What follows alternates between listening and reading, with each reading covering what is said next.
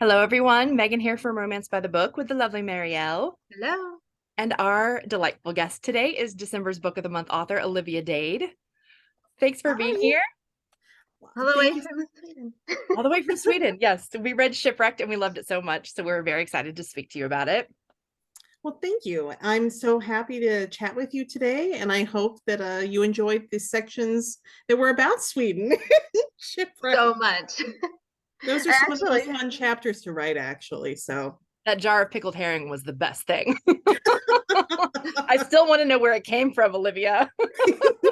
I am not a native born Swede, so I can't tell you that. It's a Oh, cultural. I mean, where she pulled it out from every time. Yes, I know. I I don't know that's what to tell also, you. I think it's a secret that's passed down among Swedish families. you have to know that when we were doing the recaps, Megan was like, I wonder if she has like a super secret deleted scene where we see where the, and I was like, we could ask. I don't know. For a while I thought about trying to like say here's where it's. I was like, no, it can just be left a mystery, you can decide. I mean, I love that it was like on film and no one could, like, even on film, it was impossible to tell where it came from. And when she's And that wearing like when, a fancy dress. well, and after they're like sex scene, which I'm assuming, well, it says that she's not wearing very much clothes Or she's and in she her robe or still can something. make it disappear. I'm like, it's magic. It's It's Swedish magic. magic. Yep. Oh, so funny. So, the book starts with a bang. And I always hear authors talk about like knowing how to start their book in the right place. So how did you know that this was the right place to start your book, right in the middle of their one night stand? Well, I will tell you, my first draft of the book, it started with them meeting in the sauna. And I Oh, wrote out the whole scene, and then I had their hookup, I sort of wrote from the beginning. It's at the end of the first chapter, essentially. And then it just wasn't working for me. Not, I don't mind. Obviously, I enjoy writing sex scenes. That's not an issue. But to me, there was no emotional resonance to it. Like, because they didn't know each other. And she was very deliberately sort of not investing any of her real self, really, other than, her body, mhm. into the encounter because she figured she'd never see him again. So it was hot, but it didn't, I just found it kind of boring because there was no, there just wasn't a lot of emotional resonance to it for me. And then I was like, well, what if there is a Jane Ann Krentz Harlequin Temptation from like 92 where it starts mid hookup. Okay. And I always admired that. And I thought maybe someday I will have the confidence to like start mid bang. That's amazing. I love I it. was like, you know what? Let's The do day it. has come. So I went ahead, and that to me fixed a lot of those issues because you get a little bit of sexiness, but then you go straight into like um the awkwardness of the afterwards where Peter's like, maybe this could be the start of something. Let's talk. And she's just like, I don't think so. And you get hints of her personality, and but at the same time you can tell, like, but before I think even Peter realizes that she's being deliberately kind of withholding personal information, I think the reader can tell. And so there's tension in it from the beginning. So I really like that opening better. And plus it was fun to really like use, I think, is the first sentence have the word orgasm? I Oh, think I there don't is. know. I can't Think remember.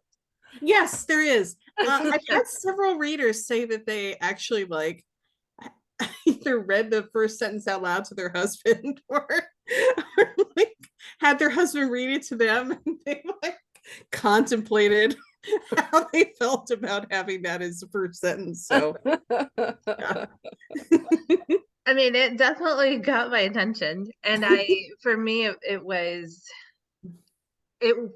kind of an interesting beginning because, as you said, they were like physically together, but mentally, emotionally, they were like in completely different places, right? Like Peter was, I think in hindsight, like he could tell that Maria wasn't like trying to give him her name or her, you know, like any real information about herself. Mhm. But he was like, "Oh, I have time. Like, we'll talk about this later and it'll be fine." And then she was like, "I'm out." And yeah, I This mean, has been fun. I think that it's kind of a fun contrast with that sort of snippet of a scene at the beginning to when, because you start out with them having sex on the page, but then they don't have sex again until significantly later. It's kind of a slow burn after that. Mhm. And so by that time, you can really contrast sort of where they're at, not just physically, but sort of emotionally at the first scene versus sort of the connection they have over the course of years by the second scene, which I thought was kind of fun. So Yeah, I definitely enjoyed that. I wanted to ask you too about the like setting and mostly like the Hollywood, like the Hollywood of the setting, because some of your other books are very like, you know, teachers or like normal people. And here are these people who feel very normal, but who are like in this Famous. like like Hollywood apparatus that is not very maybe familiar to the rest of us. So how did you navigate that, and like did you have to do a lot of research on Hollywood and how I that all works? Yeah, I mean, I think the decision when I decided on the story premise that Hmm. really necessitated, with spoiler alert, right, that Yeah, he would be one of the stars of the show writing fan fiction about his own character. It that if that was the hook, it necessitated sort of a Hollywood setting. right. The unfortunate part is I knew nothing. I still haven't been to LA. I'm hoping at some point I will be. So I did, as far as like on being on the set and being a cast member, I read a lot of interviews from cast members, specifically from Game of Thrones, because it's meant to be sort of an analog to that. And then also they had a lot of behind the scenes videos of like how scenes were shot. And Oh, then also like they had interviews with like props people or like the sword master, like the guy who teaches everyone to sword fight and all these things. And so I did actually quite a bit of research, reading and looking at whatever videos were sort of made about the actual process of filming that I could have, so I could pick up terminology and I could sort of see, well, how would this shot be put together so that it seemed relatively, you know, like I knew what I was talking about and hopefully accurate. I was also fortunate because one of my dear friends is Susanna Irwin, who writes for, you know, Silhouette, so for good. Desire. And now Desire is going to spin into something else. But she, you know, a lot of her former work involved like Hollywood stuff. Oh, cool. She worked, I think, for, was it for Fox? So like during the X Files, and like, so I ran some of this stuff. I ran past her, like when we had a red carpet thing, you know, the red carpet thing in Alex's book and all the Hmm. feels. Like she had been on a red carpet before, and like she could give me. I read interviews and I read, you know, articles, but she could also give me some insight into that. And I had her look over everything to say, like, does this seem realistic and legitimate to you? And you know, got her thumbs up before I kept going. I mean, to this point, I haven't, I mean, not that I think a ton of Hollywood insiders are like reading my books, but I have not actually gotten any complaints about lack of accuracy yet. So I'm glad that at least it seems like I know what I'm talking about. And maybe I even do. One or the other. I'm sure you do. It sounds like you Yes. did a lot of research, and I guess for me too, like I wouldn't some of like the feel of what it must be like to be the person walking the red carpet seems different than like what you might say. You know what I mean? Like I think a lot of times because it's your job, like if you're being interviewed, that you Mhm. might, you know, be very careful with like how you express yourself about the opportunities that you have and stuff like that. Um, but I think we got that feeling from them even when they did their press junket Mhm. in Shipwrecked, where they were, you know, like they were answering all the questions mostly, but but definitely like picking their words and figure and deciding like how much to really put out there. Right, right. Yeah, for shipwrecks, press junkets were one of the things I did have to sort of research more too, and watch footage of some, but then read about sort of what it entails and so forth. So I'm Sounds glad that that exhausting. seemed. I hope it was interesting. Like I enjoyed writing that bit. It definitely That was. And I think, oh, I'm sorry. I didn't mean to interrupt you.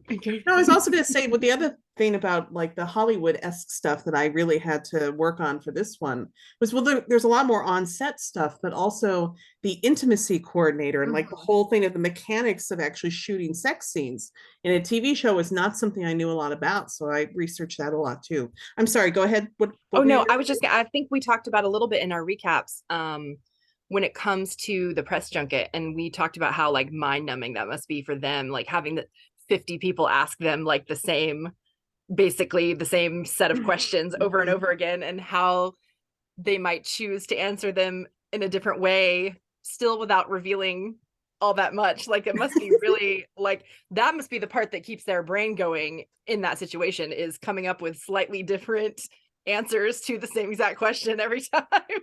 And I thought that making was it seem fascinating. sort of fresh and spontaneous. Mhm. I think that's a real trick. And some people in press junkets, if you actually look at press junkets, some actors have that. In Mhm. other actors, you could tell they're like their soul is dying.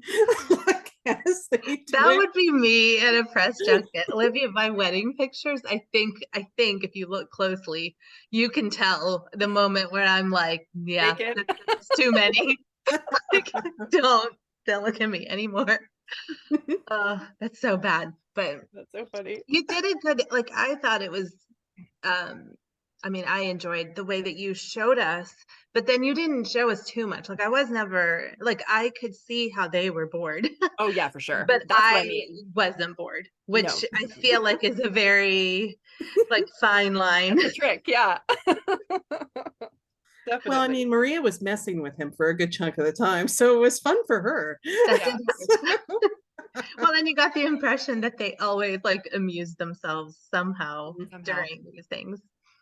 And Definitely. part of the inspiration for sort of their their interviews together and so forth and sort of their banter is, although these people are just friends, like legitimately, but Nikolai Coster-Waldau and Gwendolyn Christie's interviews, like they often had them do press junkets and interviews together because they had such good chemistry Mhm. and would banter with one another, and it's just deeply entertaining to watch. They have them on YouTube. They have a ton of views because it is that entertaining. And so it was that sort of chemistry, but not just friendship chemistry, that I sort of wanted to bring into what Maria and Peter did. That their interviews would be entertaining enough that even people who didn't necessarily watch the show would want to see and be intrigued by. Right. Well, and then they get so into it that they start writing fanfic about them, not even just their characters, Yes. which was awesome too. Yeah, real person fiction. It's not something I really have. I am not. I I have trouble reading it because I'm like, it just feels awkward to me because Yeah. of the real people. But I mean, it's a thing. And like Maria and Peter not bothered by it. In fact, like Maria and Peter are like, well, I'm not actually having this happen in real life, so Gotta get it somewhere. Thanks, Alex. thanks, Alex. Yes. That's so funny. So I guess I want to ask about the slow burn of it all. I was curious about your writing process in that, and if a slow burn for years type situation like it was in Shipwrecked felt different than writing more of like a meet cute setup, like in Spoiler Alert. I think a lot of it for me has a lot to do with sort of the personalities of the characters I create in a situation they're in. My goal is always to, when you finally get to the sex, the banging, I want it to be sort of a similar level of heat, right? So relatively steamy, not, open door, definitely relatively steamy. But when that sex is going to occur and how often, to me, I, my personal goal is to have it make sense to the characters in the situation. So, like for the case of Marcus and April, and spoiler alert, April's very comfortable with, like, I mean, that doesn't she's comfortable with having sex earlier in a relationship. It just doesn't, it's not a thing for her. And there's nothing really stopping her from doing that. And, not really for him either. I mean, there's the publicity consequences, like if the press get a hold of her. But other than that, but you have someone like Lauren and Alex and all the feels. I mean, officially she's not working for him, but essentially they're colleagues. Like it's a little hinky on his part, like he could be seen as sort of taking advantage of her. And there's the whole issue of sort of if they're colleagues and if they did sleep together, although that's also one where it takes them both some time to sort of recognize how they feel and the chemistry. But like even if so, like if they sleep together, that gets very awkward. And that, but I think mostly it's just because even once Alex finally realizes he's attracted to her, he feels like he's very attuned to sort of consent issues, and he does not want her to feel, he just doesn't want to feel like he's taking advantage of her in any way. So he waits till she's no longer working as his minder until he makes his move. And in Shipwrecked, I mean, it's all part of what the essential conflict between the two of them is, which is sort of how Peter, what is most important to Peter in his life. Like, and for most of his life, the only thing he's really had positive to base his sort of sense of self-worth on is his career and his work. And he's just not going to risk this big opportunity that he has, particularly as a fat actor in Hollywood, where he's getting to play like a leading man sort of role that has like depth, and at least their character arc doesn't get slaughtered like most of the others. I mean, it ends badly because it's Ron and RJ, so it's going to end badly. But it's, there's romance and there's adventure and there's heat and all of these things that he wants. He's just not going to risk that, particularly given the fact that the way things started with Maria, he's not going to have this great faith that like necessarily that she'll stick around at that. I think any faith that he might have had in that is sort of from the beginning a little bit shattered. So he's just not going to risk, given the situation, being on an island with a small crew and starting a relationship. And if things go rough, it may be untenable. Like, so for me, I mean, Maria would have been on board. I think Maria's kind of an interesting situation in my mind. And since you wrote her, you can correct me if I'm totally wrong. But I feel like she was fine with having like a sexual relationship that was just sex. Especially when it was a one-night stand. She was like, good. But as soon as she had like real feelings, then it was like, this might be a problem. Yeah. And so even though like I think she was like, once she was like feeling like she wanted to like, maybe we should do this, maybe we should try again, but I don't think she pushed very hard when he put the brakes on. And I feel like part of that is because he really didn't take it well the first time, and I'm sure that she was like, yeah, it like he could break her heart, and I don't think she was up for that either. No, I mean, for Maria, sort of my way I thought about her is that she's very much a all or nothing type person. So like she's unashamed of her sexuality and like has sexual needs and is, but when it comes to like emotional stuff, either like there's a real possibility of like a real future with this person who's going to prioritize her and like not sort of leave her behind, or not. And like she'll still have sex with you, but like if she wants you, but like is she going to invest her heart in someone who's just going to potentially break it? And the answer is no. And I think she's got real scars that you sort of find out later where that's not something she's going to do easily. She's willing to share her body a lot more readily than she's willing to sort of share her heart. And so, yeah, I think you're right. And once he sort of says, I don't think this is going to work because I don't want to ruin our workplace, then she's sort of like, okay, so like that's going to come first for you. I already kind of thought that was the case. So like, no, she's not going So to we'll be push then friends. at that point, you Yeah. know? Well, yeah, I felt like he was hopeful that they could have a relationship at first, and then when he woke up and she was gone, he was kind of like, oh, she's not the kind of person who I can rely on or whatever. Like, she really poked a wound for him early Mhm. on, so I think it took him a long time to kind of get past that. But for her, it was like he was inadvertently like poking at her soft spots all the way through, really. And he, even when he was trying to like be supportive or he still did it in such a way, because that whole like, we shouldn't, because if this goes south, it's gonna mess with, like, it was maybe the right call, but his reason was like the perfect like jab at her, because she's like, oh, this isn't because it might hurt me and I'm gonna be, or it's because we got to make sure work is Right. steady and we're not gonna jeopardize the job.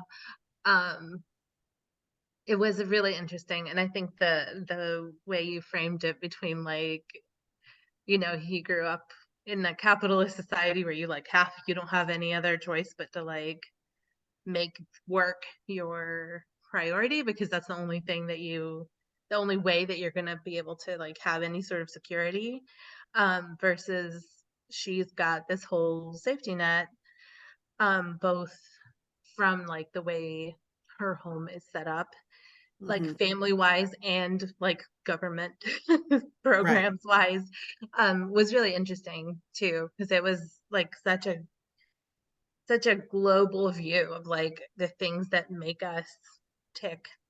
Mhm. I really appreciated that. Well, my husband is Swedish. And when we first met, I was teaching high school and working like 70, 80 hours a week. Yeah. And my husband is an engineer and he works 40 hours a week. Like, and when a lot of Swedes, when they're off work, um, like they set their message is not like, if you have a problem, my cell phone is. They're like, I'm out. I'll Tomorrow. be back on. I'll be back in 3 weeks. Like, see ya. My French friends are like that too. It's kind of like, if you have a problem, you better call somebody else. Yep. Exactly. Goodbye. I mean, there's very much, I think that work is obviously important, but it does not necessarily always become central to identity in the same way it is in the US, and part of that's cultural in general, but part of it is like, I mean, on the most basic level, health insurance is tied to your work here. Yeah. In the US. In Sweden, where I actually live now, I mean, health insurance is tied to like you being a You're permanent being alive. resident or a citizen. Like it is not, if you lose your job, you don't lose your health insurance. If you lose your job, you can still retire. You can still have, you're not, it's, and I think that does make a difference, like in how you perceive the importance of work in your life. And Yeah. I'm living in Sweden now, but I'm very much an American. So for me, I mean, I'm not like Peter in most ways, but I do think for most of my life, a lot of my sense of self was really based on my professional achievements. So I mean, I got where Peter was coming from. And frankly, the whole thing with him not like saying things could go really, really bad if things went bad between them, like he's not wrong. Oh no. No, he's not. Like it's not, you get why Maria's might be hurt or put off by it, but he's not wrong either. So No. like my goal is always that there's always, my hope is that when there's conflict in my stories, you can always kind of at least see where both characters are coming from. Hmm. Even if you don't necessarily agree 100% with both of them, you can kind of see where it would make sense for them. Yeah. Well, I definitely saw for Peter how like his definition of success for himself, um was so tied up with his work and his ability to like afford a home, and like there were like very specific like touchstones for him that were really not the same for Maria at all.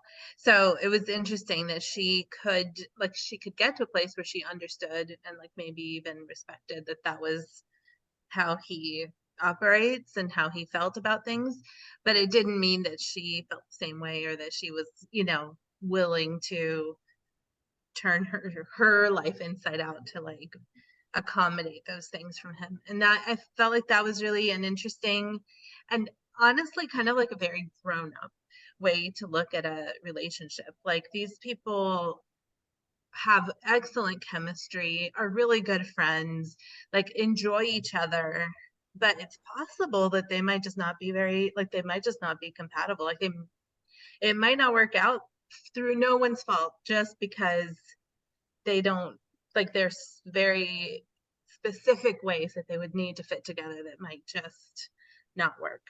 Yeah, the lives they want to live have to be congruent enough that they both can be happy.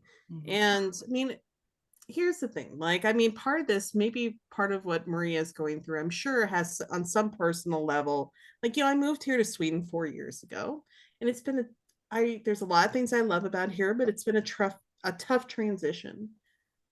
If my husband were going to go to Vancouver, like if I had moved here away from my family and everyone I know, like, and my And he's husband was like, I'm like, going to Norway. I Goodbye. took, yeah, like I'm going to Norway. I'm gonna be there for like next 24 months.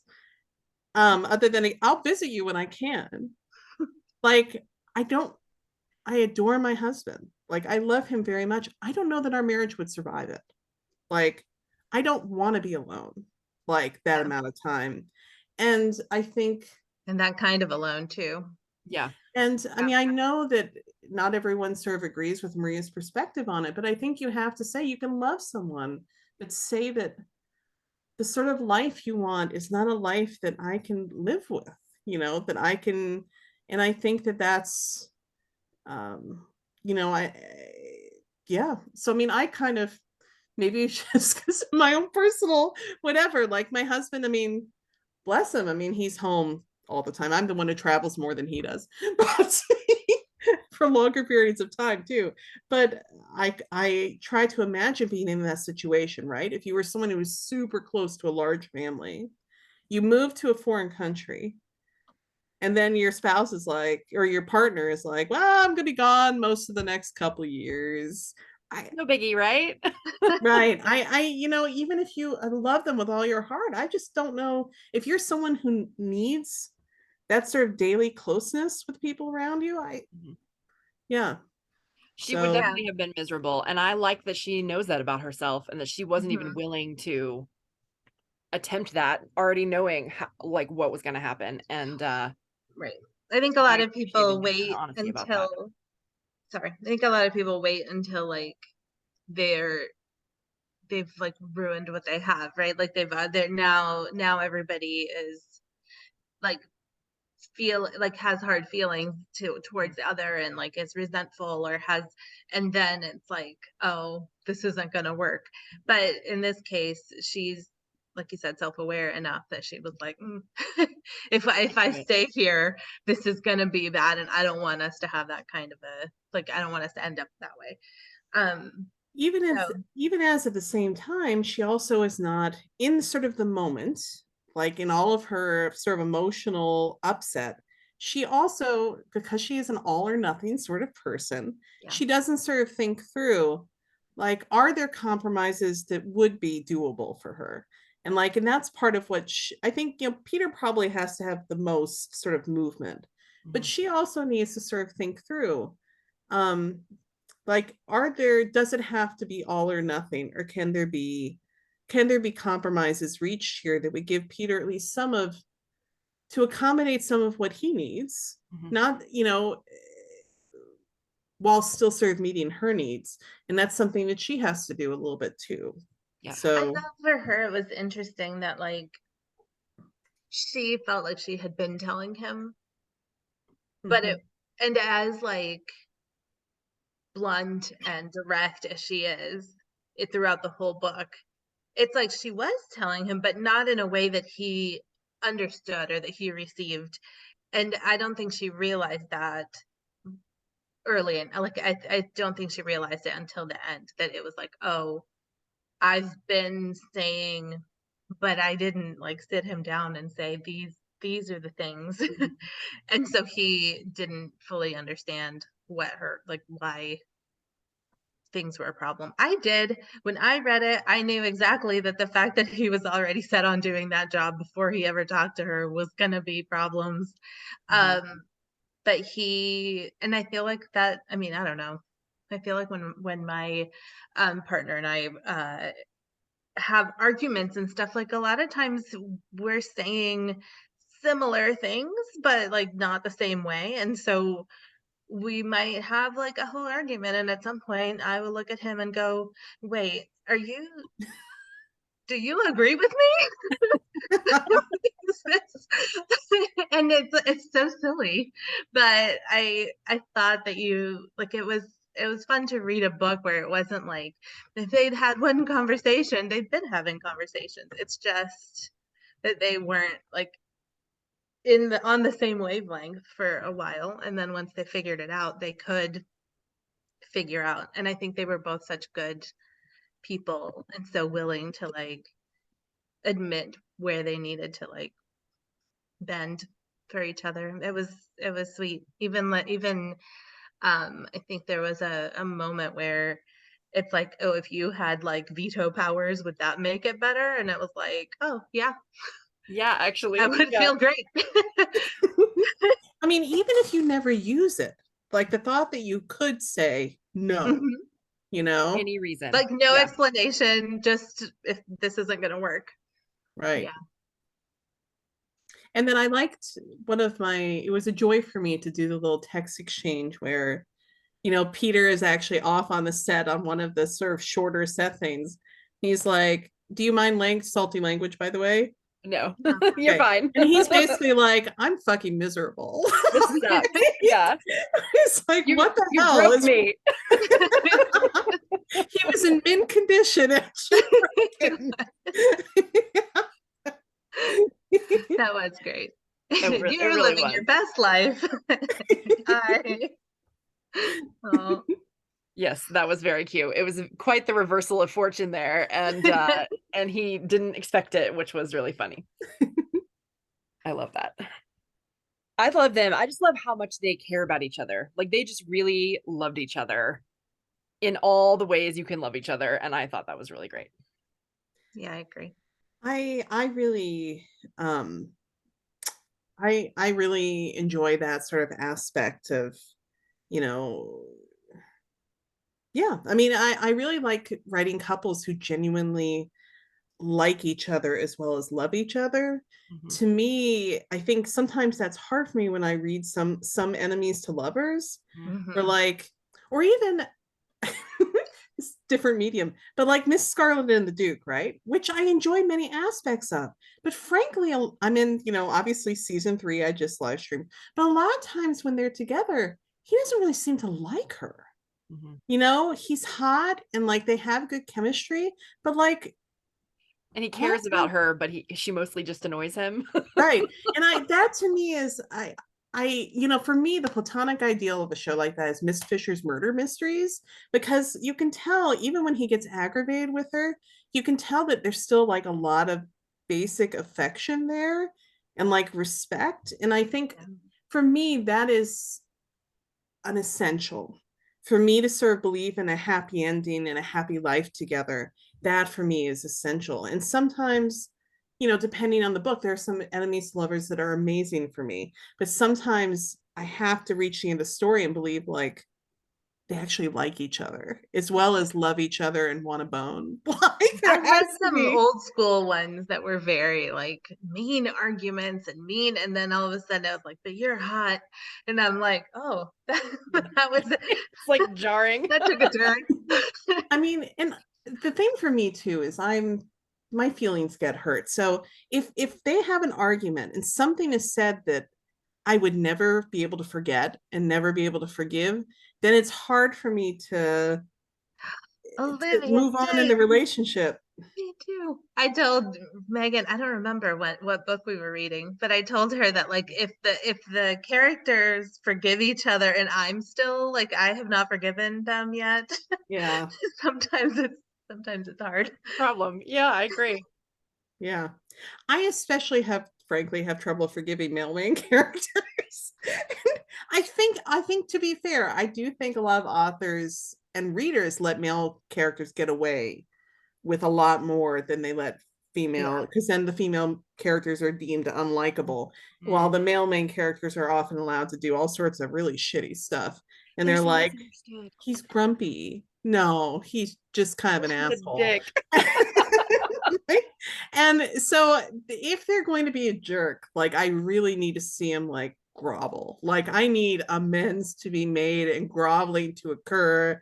And sometimes there is not enough for me. Like there's a book that the first 2/3 of it, I'm like, this book is amazing. It was beautifully written. Like I really loved it. I thought it was really interesting. But he was kind of an ass through like a lot of it. So I'm like, but I know we must be building up to like major recompense and like groveling and like she basically just for he's like, I'm so sorry, and she's like, yeah, it's cool. Like except in You're like, historical no, romance not speak. cool. I'm like, I Like- almost snapped my Kindle in half. I'm like, what the hell? What the hell? This What are you enough? No. doing? I'm like, have a spine, woman, make it work for it. I want to say that my like starred moments of this book was when Peter does go to apologize for his because he was a big jerk at the beginning Yeah. of this book, and then he has to like his early attempts to like his olive branch was real wilty, but then he goes to really like, okay, we're gonna have a chat, I'm gonna talk, and the way that Maria like spreads herself out, like I tell me more. pictured in my head, just continue, yes, do go on, tell me more. How sorry are you? What exactly were you wrong about? I was like It was giddy. glorious. Best. Yes. It was Yeah, glorious. that was I one of my agree. favorite scenes too. She's like, yeah, I'm gonna be milking this. Just let me get comfortable here. I Right. mean, And she's been waiting for him to like eat those words like from the beginning. Like she says, like she's looking forward to watching him eat them. And like she gets her chance. And he can't even be mad about it because he's like, you know what? I deserve this. Like she's right. She's right to make me like say it all of the things out loud. Yeah. That was great. it made me so happy. I did want to ask you about because you wrote these two fat actors, but who are very comfortable with themselves. And Maria in particular, like she is not the like shape that Hollywood wants, but she does not care. And she's not going to like put herself at risk or change anything about herself for any role or any people. She's just not. But beyond that, like she doesn't care about shaving. She doesn't care. Like there's like a whole like anything that has to do with her body, she's just kind of gonna do what she wants to do. And you can take it or leave it. Like whether it's someone who's paying her or someone who's sleeping with her or someone who wants to be her buddy, like she is gonna be herself. I found it really interesting that you make that super clear, but also she does not think about her outward trappings that much at all during the story. Like she's just going about her life, and it's not until other people are weird that she's like, no. How did you do you make a conscious effort on how you're going to like navigate that or how you're going to like present it on the page for readers? One of my goals is to I have at least one fat main character, if not two, in all my books. And one of my goals is within my fat representation to show a variety of different relationships with people with their fat bodies. And without going, I'm never going to write a character who is self-loathing, because of their fatness, that just does not interest me. And I feel like we've seen it Enough. many times. Too much. And that's just not a story that interests me or that I want to tell. But even if you sort of, get rid of that, there's still a wide range of relationships you can have with your body, right? There are Mhm. people who, like, if you look at April, she loves her body, but she still has some lingering insecurities because of the way that she was raised and other things. It's not self-loathing. She loves her body. She doesn't necessarily trust other people to love her body, I right? think she's aware of how other people might be looking at Right. her. She is more aware of that. You have someone like Lauren, who I would say is more like body neutral in the sense that, like, she's not like, look at me, I'm super hot. But she's not ashamed of her body. She's just like, my body, it's Does a a thing. body. Like, it's mine, it's strong, it's mine. Like, and she's aware of how others perceive it. But like, I was trying to tread a line with Lauren where she was aware. I wanted to make sure that I was not implying that you can only be loved as a fat person if you're pretty, or if you lost weight, you would be considered conventionally attractive. I wanted to have a female main character who was fat, who, even if she lost weight, would not be considered pretty, because you don't, there's like there's no requirement that, like, you have to be pretty to be loved and desired, conventionally pretty. But she, so I want her to be aware of that, and to be someone who, her personality is somewhat self-effacing, in part because of the way she looks, but it's not because she hates herself. Like, she puts herself last a lot of the time, but it's not because she somehow, like, she's not thinking bad things about her body. So Mhm. she's just more body neutral. And then I wanted to have someone who was like, look at I'm me. amazing. I'm amazing. Yeah, Yeah. like, just like, yeah, like, I'm hot and I really don't give a fuck what you think about, like, me. Right. And part of the fun part of writing, Ron and RJ, the showrunners, is that they are sort of, they're just misogynistic assholes. And they assume that if you're a woman, that the way to, like, get to you, that your vulnerable spots are going to be about, like, your body Look. Yeah. and appeal. And so that's what the thing, the lever they keep trying to push with her. And every time she's just like, nah. I really did like Like, that if she later. could just laugh about it, Yeah. she's like, no. I really did like that later in the book, that Peter realizes, once he realizes her real soft spot and how much she needs the people she considers family, and like how he's like, thank God they never figured that out. Like, they were Right. never able to hurt her because they assumed Right. things about her that were wrong. Right. Their assumption is going to be very stereotypical assumption that she's a woman. So, like, she's going to really care a lot about, like, she's She'll going to be cry if we tell her she's not pretty, and she's right. like, no. And she'll Right. immediately jump on this crazy diet. Yeah. And she's an actor, so if we insult her professional, like, abilities, she's gonna break down. And Maria's like, nah, I'm awesome. Try again. I Yeah. mean, Like, I do not hear the ring of truth. she's willing to improve, like, to take critique and improve, and I want that to be clear. She Mhm. doesn't somehow think she's perfect, but that she's not going to question her fundamental sort of worth and attractiveness and abilities because of two, like, random assholes. Like, it just is not, her vulnerabilities are not there. Mhm. And that was sort of fun for me to write, because I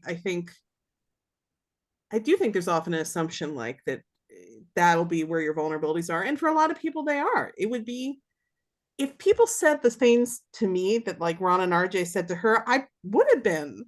But Right. that's not, I wasn't writing myself. I was writing Maria. And it was really fun to write someone who was like I said, for the most part, other than her areas of vulnerability, like, Maria gives zero fucks. And, like, it was really fun to write that. I bet. That's awesome.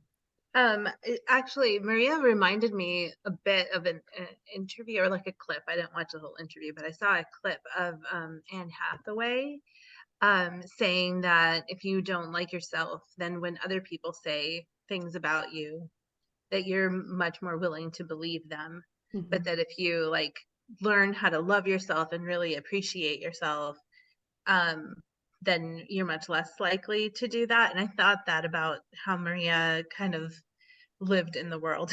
Like she was not very willing to, she was willing, like you said, to accept critique. And like, you know, if there was things that she could do to improve, she was all for that. But you couldn't just like insult her, and she wasn't just gonna absorb that. She was gonna be like, is that real? No, no, that's not. Um, it was really fun to read too.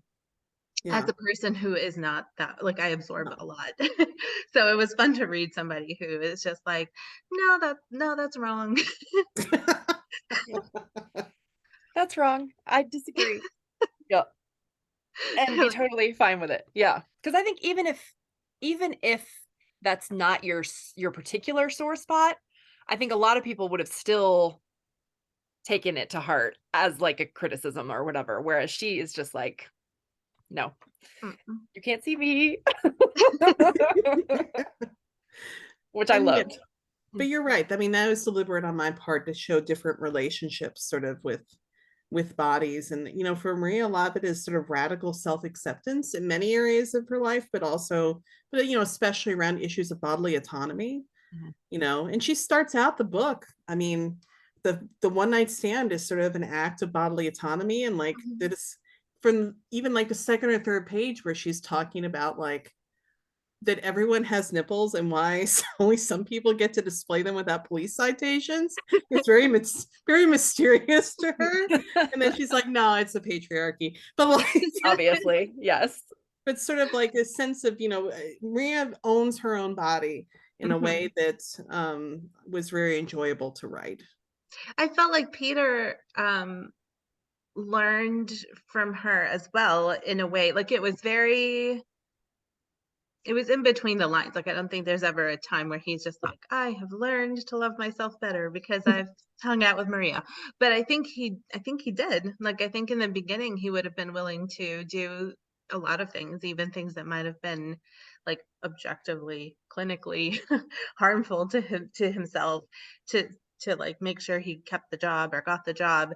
But as he saw Maria like kind of stick up for herself and draw lines and draw like boundaries, and how that turned out, I think it did kind of help him to redefine what success looked like for himself and like what things he might prioritize in his, because he's still, I think work is still and probably would always be really important to him. But by the time we get to the epilogue, it's clear that his priorities and the way he chooses his jobs might have shifted. I mean, for me, there couldn't be a happy ending for Peter. Maria, while they love each other dearly, Maria, just having Maria in his life for me would not be enough of a happy ending for Peter. I mean, he's such a lonely person, like an isolated person at the beginning of the story, that Mhm. for me, a lot of Peter's sort of happy ending is, having a community of friends and people who love him, accepting that love and having people to give love to and to receive love from, so that he has a sense of self-worth and like outside of work.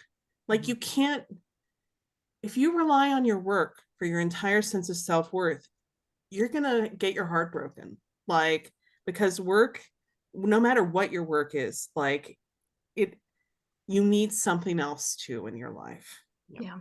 And so for him, I think he's able to take more risks and sort of reevaluate and what's important to him, in part because he has more people around him who would love him no matter what.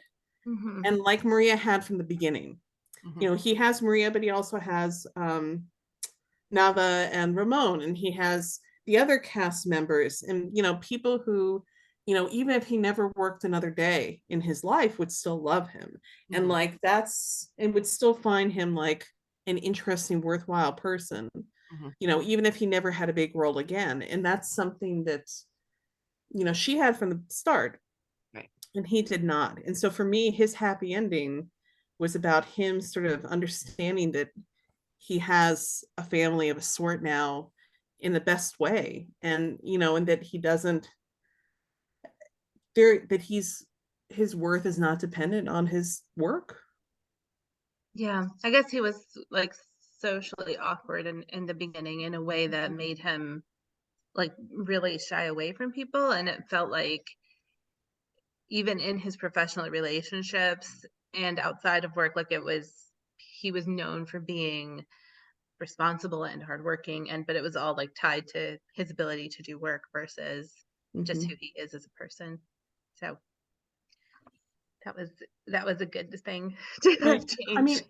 I think that if you were someone who grew up without a large friend circle, you can sort of at some point believe that you're not very likable, fundamentally likable. Mhm. And then it becomes a self-fulfilling prophecy, because then he keeps himself apart because and then he doesn't seem very likable because he doesn't feel like if he tries, nothing's gonna, it's hard. Yeah. People can't like you if they don't know you, and if you're too afraid And to if you open never up. let them know you. Yeah. Yeah. I did like, I think it was Ramon at one point was like, we'd love you to come to dinner every night. Like Maria said, maybe you don't know that. So I'm telling you, like, we would love to see you at dinner every night. And he was kind of like, oh, like he didn't know that. So it was important that that was kind of pointed out to him, which I really liked. Yeah. I mean, that was his character. I love both of them like a lot. Mhm. Like I like that he was a surly little shit for some of it, but then a lot of this are based on, like, again, that he had no real sense of, his grief and like his sense of, self-worth really just being so tied so heavily to his work because it was all he had. Yeah. So yeah, I really loved him too. So I That enjoyed kind of, Maria's family like teasing him too, and the whole like Swedish like bagging in the supermarket thing. I was just like, is this an experience that would be like if I went to Sweden, is this a thing I need to train for? Is the like grocery store it is bagging? it is extremely stressful. If you are not accustomed to it, what they do is like they split off, like it goes down the conveyor belt and they split it usually into two different things. So while you're packing, they're doing the next one. So like, but then if you don't get it done before like the one after that comes, like then everyone's just waiting for you and looking at oh, you. And wow. like, and I'm just not that fast. Like I'm not, and like and then I get stressed, so then I start fumbling. It's like I'm Yeah. trying to get the bags open and like they're going everywhere and Oh falling off. no, So that I would just be hard. Oh my gosh. it is very like if you go to like a Lidl or whatever in the US, you can have this experience for yourself. Oh, great. But no, I just like the idea of like poor Peter like trying to do this and like just throwing a ham on top of some eggs. He's like, I don't know, I just threw it in I there. panicked. Oh my gosh, that's awesome. The sister was like, if I had been there, I wouldn't have sat down. I would have been up recording. Yes, I did love the way they gave him grief. It was really fun. So I have kind of a question about this series in general, and that is, do you have a favorite? And I don't necessarily mean like even the finished stories, just like one of the writing processes, or like any other reason that one of them might be your favorite. Yes, I do. I mean, I think I really love how Shipwrecked came out, but it was really hard to write because I was just depressed while I wrote it. I wrote it right before I finally got back to the US for the first time since the pandemic began. And I'd just been away from the US for far too long and my family, and I was just miserable. And like I tried my damnedest to make it so that that's not evident in the book. Like I tried to make the book funny and joyful, but it was just hard for me to write. Mhm. The one I probably, it was actually written during the pandemic too, but it was at the beginning before like the full trauma. I think All the Feels. In part because I think Alex is the character that's least like me. It's totally not at all like me in any way, hardly. But He's so I fun. really enjoyed writing his. I know he can be divisive, but I just find him deeply entertaining to write. Like deeply entertaining. I thought he was hilarious. And I He love was even hilarious in this book, and he was barely in it. I found his sort of personality so vivid to me from the beginning, and his sort of voice was very vivid in a way that sometimes is harder to capture. But like if you're writing in Alex's point of view, like you can't mistake it for anyone else's point of view, because he's very like definitive, like what he sounds like and who he is. I just found that book for me was a lot of it. I mean, it was incredibly long. I had to cut back a lot, but it was You a could send joy us to those pages. Right.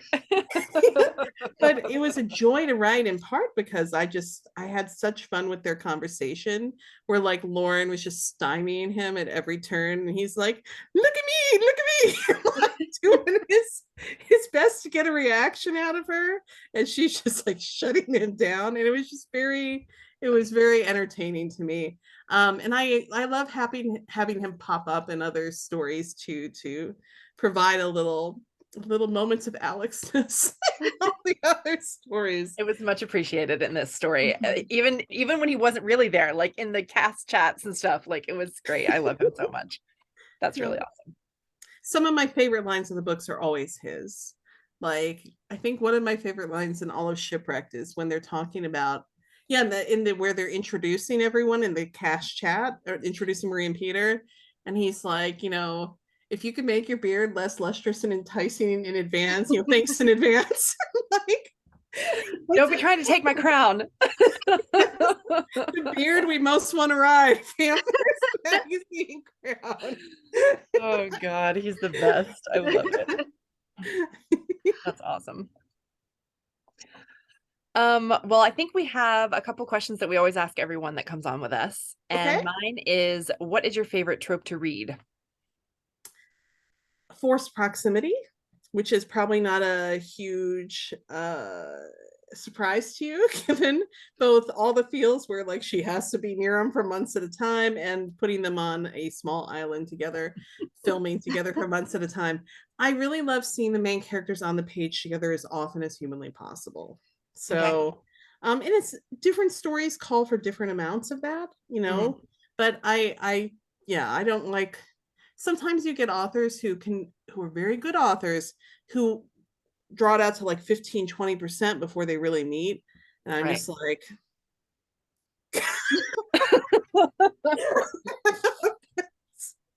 all right, that's nice, but now they need to meet. Chop chop. Oh, love it. That's well, awesome. My normal question is to ask about your writing process, and if we were a fly on the wall, watching, and then when you were deep in your writing, what would we see? My writing process is relatively boring. I like quiet. I like privacy and quiet. So the pandemic was very difficult for me, especially when both my other family members are extroverts. Oh no. Like really extroverts. And like it was a lot. So actually all the feels I wrote on the night shift. Like I literally was like writing till, like I would start after they, went to bed, and like wrote until like 6 or 7 in the morning. Oh wow. It was not like super healthy. I'm not advising it. The only thing that probably made even somewhat doable was that I was writing it during some of the longest days of the year, where like even in midnight there's like a glow on the horizon, like some like sunset colors, because the sun just barely dips below the horizon, and by like 2 or 3 it's already pretty much, even if it's officially not sunrise, it's already pretty light out. And I think that helped. You can kind of, when the days are that long, sometimes you feel kind of like, I haven't taken drugs, but I'm like, this is probably what cocaine feels like. You're just like, oh, I'm awake. Wow, that sunshine's powerful. Yeah. So right. Anyway, so if it's up to me, I am by myself and it's quiet. I don't listen to music. I can't write at cafes or whatever. I have water, a big glass of water next to me, because I really like water. I try to have as little clutter on my desk as I can. Sometimes I'm more effective with that than others. And I always start my writing day by reading whatever I've written the previous day, doing some, if there's something that I thought overnight I need to fix, that was, if I'm really immersed in a story, I will lie down to sleep and I'll be like, that's what I need to do. And like, it can be for a future scene, or I'll think, no, that was weird. Like, that was out of character what I had them do. I need to go fix that. And then I'll go and fix anything or do light edits. And then I'll forge ahead so that, by the time I've finished the book, I actually have kind of done some edits throughout. But then I go and do, more. Like an actual edits. revision. Yeah. So, and, I am like Maria, I am kind of an all or nothing person. Like, there are authors who are very disciplined about, like, I work every day, Monday through Friday from 9 to 3 and Saturday from 9 to 1. And I'm like, if I'm in the middle of writing a book, I'm like at my computer all hours. If I'm not writing a book, I'm just like, I'm refilling the well. There are times I will go long gaps between writing books because like, I feel like there's nothing left. Like, I scraped it out. I need some time and to be ready to write something else. Now, maybe it wouldn't feel that way if I wrote every day from like 9 to 1. Right. Or maybe I would never have that feeling. But I guess we may never know. I'm happy to read your however many and however often those books come. I'm happy to read them. Yes, Yeah. definitely. Well, thank you so much for doing this. It was really fun.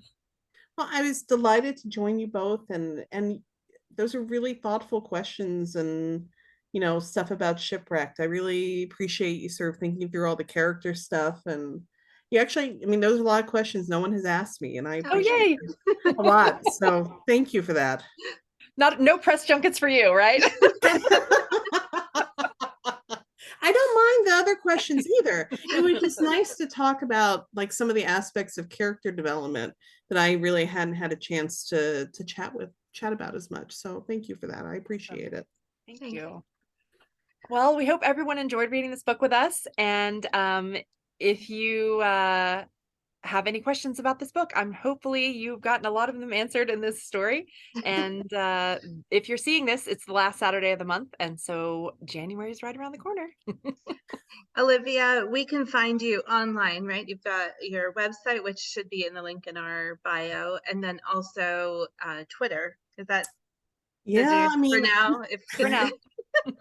Unfortunately, Twitter is like my main social media site. Well, actually, really my only social media site I was on. I don't have a Facebook author page.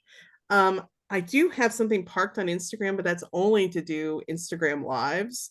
I don't even think I have I'm not sure even I have my avatar up on there.